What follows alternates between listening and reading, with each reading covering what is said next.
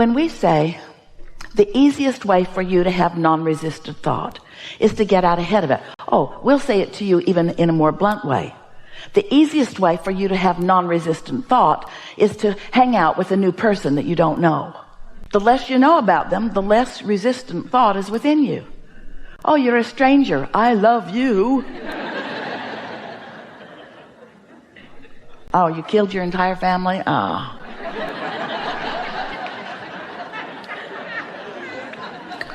We're just playing with you a little bit here, but we want you to, just for a moment, try to feel the power of this non-resistant thought. So we've been saying recently, what you want to do is get out ahead of it. You want to get out ahead of your thoughts. And people want to get out ahead of it. They just don't know what that means. And we gave one example already. Segment intending means I'm in a new segment. New people just walked into the room. And do you know that our segment just changed? Because they have no idea what we've been talking about. And so the energy of the room has just shifted. Now, not a problem to all of us because we're in the vortex, yes? We're in that empowerment. Might be a little while for them to catch up with it, but the segment did just shift, and therefore you are going to notice a little repetition that you wouldn't have noticed before had new people not walked into the room. Following what we're getting at? Getting out ahead of it. Don't want confusion on the part of those that haven't been here. So when you get into your automobile, it's a new segment. When a new person joins you at the dinner table, a new segment begins. And if you will take just a moment, we're talking about a few seconds to acknowledge, new segment, and what I intend is. Because if you get out ahead of it, what I intend is to have fun. If you're out ahead of it, even though somebody who joined your dinner table who was in a bad mood and wasn't planning on having any fun, if you got out ahead of it with your intent to have fun, you're more likely to have fun even though he isn't. This is powerful stuff because we love you so much, you are knee-jerkers. You have knee-jerk reactions to life, and that holds you in mundane creation. It holds you in less powerful creation. It doesn't let you feel your absolute power. Now, here's another thing. We're going to stay with you for a little while on this conversation until we can feel that you're grasping it. Because this process, you've heard the words before, daydream. Do you remember when you were kids? Before you were responsible, before you felt responsible, before you were resistant, before you were defensive. Some of you can remember those moments in time. Some of them you've been living recently, but it's a little snatch of time where somehow you're not resistant in thought and your mind is just receiving the ingredients of your vortex. They're putting themselves together with the tutelage or tutorialage, with the help of your inner being, who knows where you stand in relationship to everything that you want and knows what the ingredients that you've put into your vortex is. So knows what the path of least resistance is for you to receive a thought. So do you think that you're here to create your own reality? You are. But do you think that the reason that you are here to create your own reality is that when you create your own reality, you will like it better? Well, that's one reason. But it isn't the reality that you are creating that you are here about. It's the thrill of reality creating that you're here about. It's the thrill of lining up with your true power and watching what you desire flow to you through the power of your own focus. It's the journey. Now, you've heard that your whole life. The joy is in the journey. Almost everybody is saying it, and nobody knows even what they mean when they're talking about the joy is in the journey. But we want you to know that what we mean by the joy is in the journey is that you did a lot of the journey when you knew what you didn't want and therefore knew what you did want. And you say, well, that was not all that joyful. And we say, well, it was to your inner being because you were identifying who you are. When someone was rude, you said, I like nicer. When somebody was hateful, you want more love. When somebody is diminished in some way, you want upliftment. When someone is sick, you want well. When someone's confused, you want clarity. When it's you, even more. You've been isolating and identifying, and there is this extraordinary grouping of ingredients that are the making of an ecstatic life experience for you. But you got to find a way to be in the vibrational vicinity of it. Now, we've been telling you this story in lots of different ways. We've been saying to you, step one is you ask. That's the contrast part of it. Know what I don't want. Ask for what I do want, whether you put it in words or not. Step two is, that's the source energy part of it. That's your inner being part of it. That's the vortex part of it. That's the gathering of the cooperative components part of it. Step two, when you ask, it is given. It's in vibrational form, and you say, I don't want it to be in vibrational form. I want it to be out where I can see it. I'd like to park it in my garage. I'd like to take it to my bed. I would like to go to the movies with it. I don't want this vibrational reality creation. And we say, but it is that way in the beginning. And so if you will accept that the ingredients are there and that you will be guided, you will be led, you'll be called, you are being guided, you are being led, you are being called to your path of least resistance. But what we're saying to you here today is you've got some whopping resistance going on, because you have played the objective game so much that you hardly ever put yourself in a position where you can receive an impulse that's on the path of least resistance and feel the empowerment of your inner being about it. So, as we're moving forward in this day, we'll play some of this with you if you want to. We want this to just not be something that sort of is intellectually satisfying, or even something that makes some sense to you if you've been studying the law of attraction. We want it to be something that feels real to you. We want it to be something that you say all day long, as Esther often does, ooh, I've got that magical thing going. Because if you take 10 seconds here and 10 seconds there and 10 seconds here to let yourself dream free, if you will allow yourself to just dream free. Esther's been playing this game. We'll tell you some of it. We'll tell you some of the amazing things that have been happening as a result of it. But here's one really extraordinary manifestation that came about as a result of Esther hearing what we're saying about daydream.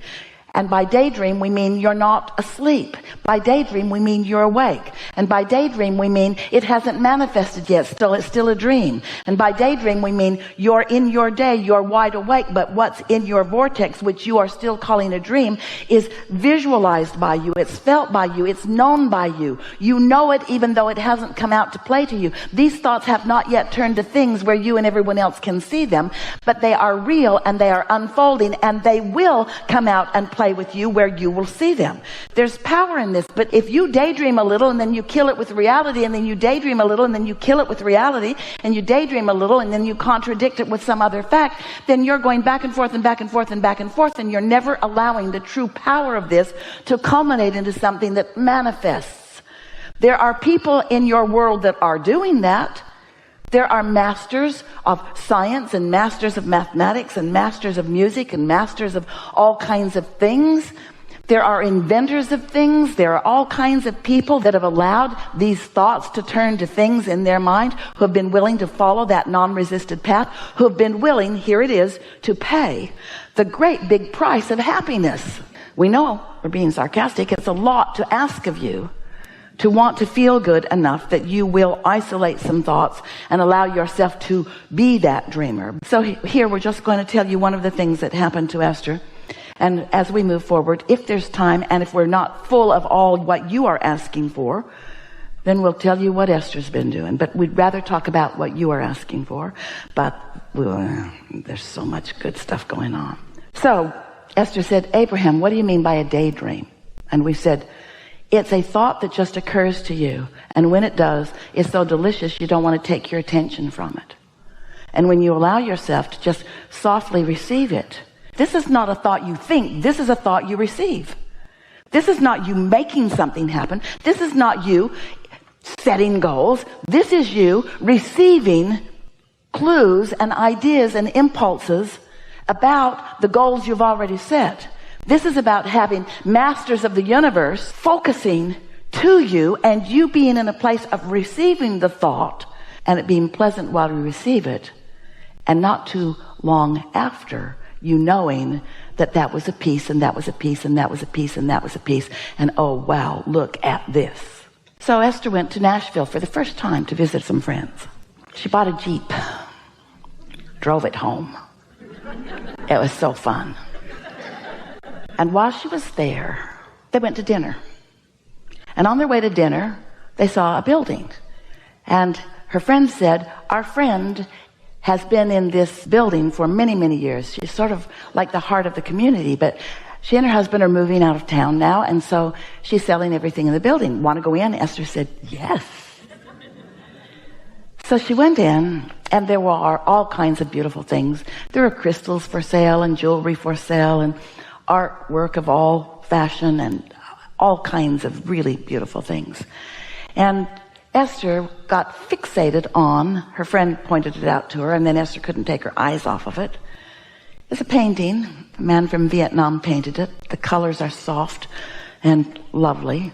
But it is a painting of a lake. Most beautiful soft colors. It's oil, but it's so soft it looks like pastels. And in the sky are two owls. Esther likes owls. And in the lake is a bed, just sitting on the water, with a red bedspread and a woman sitting on it, sitting. And Esther said, she's got to be daydreaming. Nothing else makes sense. If she was dreaming, she'd be laying down. What's that bed doing on the lake anyway? I'm going to frame that, and I'm going to put a little plaque on it, and it's going to say daydream. Now, don't you think that's nice? That Esther would find something.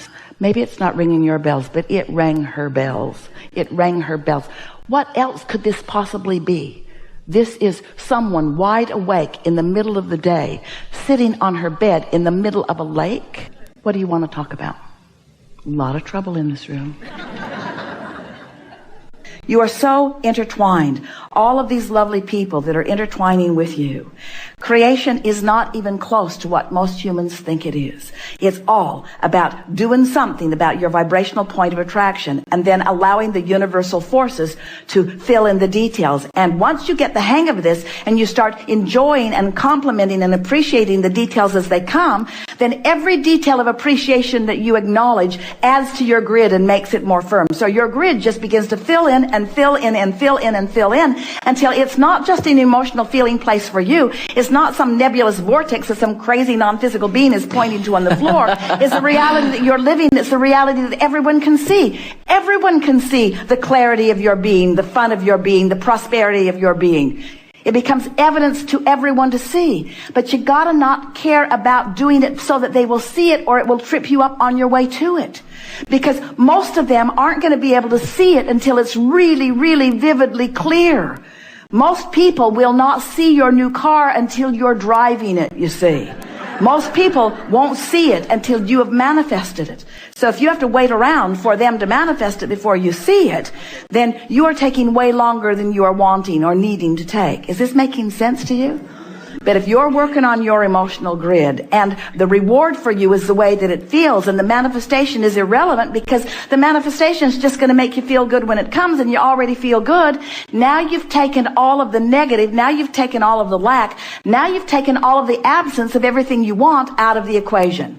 And now you are in sync with your vibrational grid, which is the presence of everything that you want. And when you're in sync with the presence of everything you want must fill in vivid detail. And that's what you came for. You came for the exploration. You came for the new ideas to form within you. Not one of you doubted for a minute that you could be or do or have anything when you made the decision to come. Because your vantage point was this magnificent time-space reality that is burgeoning with constant evolution, and you wanted in on it. And you wanted your point of view to be part of the process of it, you see. And your point of view is part of the process of it. And your joy happens when you consciously recognize the part you've played and get in on the expansion of it consciously. You are creating magnificently, and we are all the beneficiaries of it. We're here visiting with you because it's time you come to the party you planned. It is. It's time you come to the party you planned. It's time that you revel in the fun, and it's time that you rendezvous with the others that have come to the party that they have planned. And what a party it is when you all come bringing your pieces to the parties.